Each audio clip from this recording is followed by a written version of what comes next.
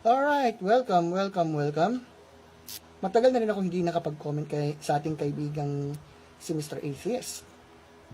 Well, if you still remember, sige pa rin ang kanilang mga pinapresenta na huwag daw tayong mag-share ng Christianity sa kanila o turuan daw sila sa pagiging atheist nila.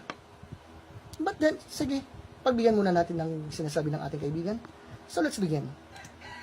Ito comment ni Sir Ruel dun sa aking video na sinasabi ko, huwag nyo nang i-share sa aming mga atheists ang inyong dogma.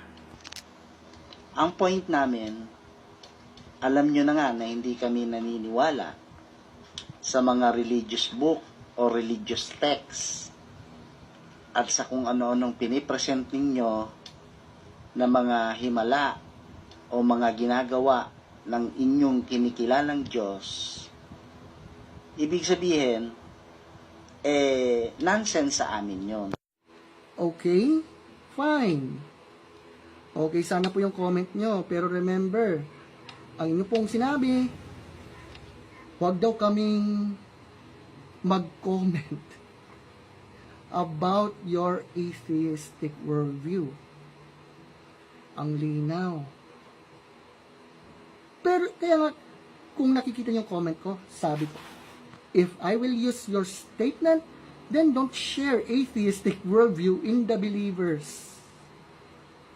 But you're not addressing anything. Ang sabi mo kasi dito, kung i-share mo sa amin yung paniniwala, nonsense yun sa amin. But you're not addressing my main point in the said comment.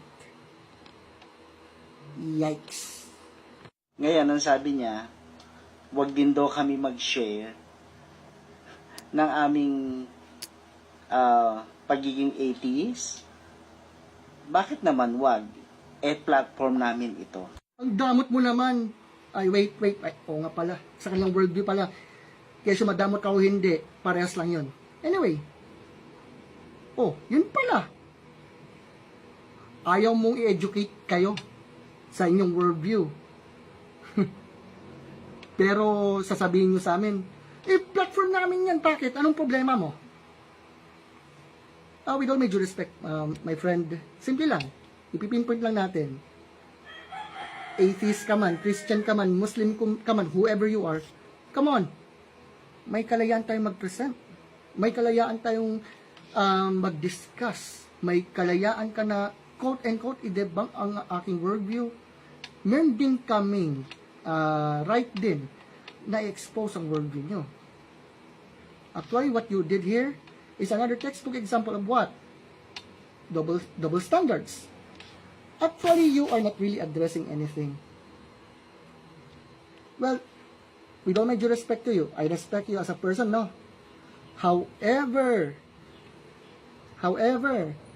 when you are telling us na wag daw kaming mag-educate sa inyo sa pagiging atheist ninyo, I'm just using your statement by saying, don't share atheistic worldview to us believers.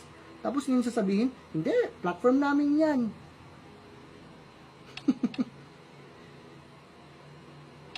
Well, Mr. Atheist, with all my due respect naman,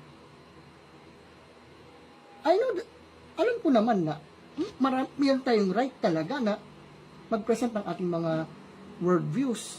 So what? Natural, ang aming trabaho bilang mga Kristiyano,